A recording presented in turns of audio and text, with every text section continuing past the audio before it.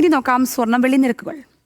രാജകുമാരി gold and diamonds gold updates നിങ്ങൾക്കായി സമർപ്പിക്കുന്നത് രാജകുമാരി ഗോൾഡ് ആൻഡ് ഡയമണ്ട്സ്.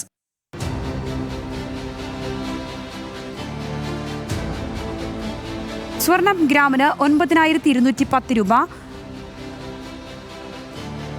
പവന് 73,680 രൂപ, വെള്ളി ഗ്രാമിന് 128 രൂപ. രാജകുമാരി gold and diamonds gold updates നിങ്ങൾക്കായി സമർപ്പിക്കുന്നത് രാജകുമാരി ഗോൾഡ് ആൻഡ് ഡയമണ്ട്സ്. വ്യവസായ വകുപ്പിന് കീഴിലെ പൊതുമേഖലാ സ്ഥാപനമായ കേരള ആർട്ടിസാൻ ഡെവലപ്മെന്റ് കോർപ്പറേഷനിൽ വൻ ക്രമക്കേട്. ഫർണിച്ചർ വിൽപ്പന മുതൽ നിയമനങ്ങളിൽ വരെ അഴിമതി നടന്നതായാണ് കണ്ടെത്തൽ. കാഡ്കോ മുൻ എം ഡി അജിത് കുമാർ ക്രമക്കേട് ന്യൂസ് മലയാളത്തോട് സ്ഥിരീകരിച്ചു. വ്യവസായ വകുപ്പ് പ്രിൻസിപ്പൽ സെക്രട്ടറിക്ക് റിപ്പോർട്ട് നൽകിയിട്ടും ഇതുവരെ നടപടി ഉണ്ടായിട്ടുമില്ല. ഈ റിപ്പോർട്ട് കാണാം. ഈ റിപ്പോർട്ടോടുകൂടി ന്യൂസ് ആഫ്റ്റർനൂണിന്റെ ഈ മണിക്കൂർ പൂർണ്ണമാവുകയും ചെയ്യും. അടുത്ത മണിക്കൂറിൽ ബിനിൽ ചേരും കൂടുതൽ വാർത്തകളുമായി. നമസ്കാരം.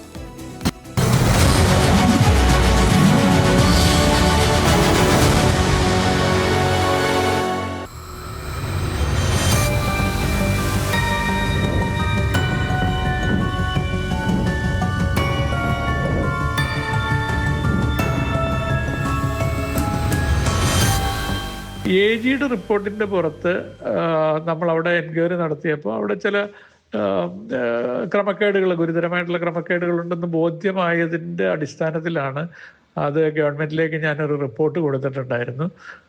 രണ്ടാമത്തെ പ്രശ്നം നിങ്ങൾ പറയുന്നത് അതിനകത്ത് അനധികൃതമായിട്ടുള്ള നിയമനമാണ്. അനധികൃത നിയമനം ഉണ്ടായിരുന്നു.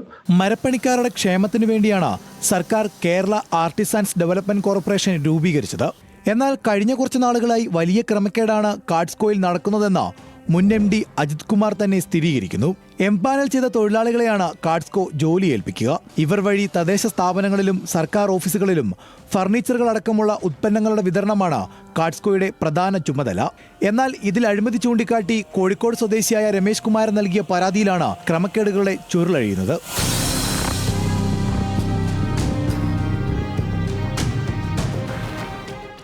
പ്രൊജക്ട് മാനേജർക്ക് താല്പര്യമുള്ളവർക്ക് വലിയ ഓർഡറുകൾ കൃത്യമായി നൽകും. ഫർണിച്ചർ നൽകുന്നതിലും ഓർഡർ പ്രകാരം ഫർണിച്ചർ നൽകാതെ ബില്ല് സമർപ്പിച്ചതും അടക്കമുള്ള ക്രമക്കേടുകളും പരിശോധനയിൽ കണ്ടെത്തി.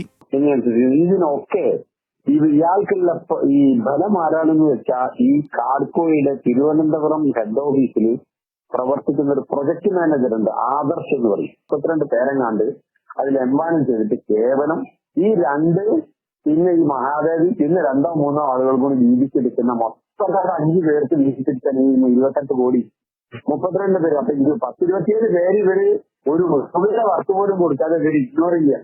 ഇതിനു പുറമെ കാഡ്സ്കോയിലെ നിയമനങ്ങൾ സംബന്ധിച്ചും പരാതി ഉയർന്നിട്ടുണ്ട്. വ്യവസായ വകുപ്പിന് കീഴിലെ പൊതുമേഖലാ സ്ഥാപനങ്ങളിലെ നിയമനങ്ങൾ Kerala public enterprises selection and recruitment board വഴി മാത്രമേ നടത്താവൂ. എന്നാൽ ഇവിടെയും പ്രശ്നങ്ങളുണ്ട്. അതങ്ങനെ എടുക്കാൻ പാടില്ല. അതിന്റെ റൂൾ എന്ന് പറഞ്ഞാൽ KPSRB എന്നുള്ള ഇതുണ്ട്. ആ പൊതുമേഖലാ സ്ഥാപനങ്ങളെല്ലാം ഇത് അപ്പോയിന്റ്മെന്റ് KPSRB വഴിയേ പാടുള്ളൂ. അതുപോലും മറച്ചു വെച്ചിട്ടാണ് ഇവർ ആദർശിന് സ്വന്തം ഇതായാലും പുതിയ ഡ്രൈവർ പോസ്റ്റ്. നിലവിൽ അവിടെ ഒരു പെർമനന്റ് ഡ്രൈവറുണ്ട്, അല്ലെങ്കിൽ ടെമ്പററി ഉണ്ട്. ഞാൻ കൂടെ അതിന് എല്ലാവരും മാറ്റി നിർത്തിയാണ് ഏജന്റായ ഒരാളിനെ എടുത്തേക്കുന്നത്. ഡ്രൈവർ പോസ്റ്റ് എന്ന് പറഞ്ഞിട്ട് ഇത് എടുത്തേക്കുന്നത്. ക്രമക്കേടുകൾ സംബന്ധിച്ച് വിജിലൻസിനും പരാതി ലഭിച്ചിട്ടുണ്ട്. ജില്ലകളിൽ അപ്പെക്സ് ബോർഡ് രൂപീകരിച്ച് കൺസോർഷ്യം ഉണ്ടാക്കി അതുവഴി മാത്രമേ ജോലികൾ വീതിച്ച് നൽകാവൂവെന്ന നിർദ്ദേശവും കൃത്യമായി നടപ്പായിട്ടില്ലെന്നാണ് ആക്ഷേപം.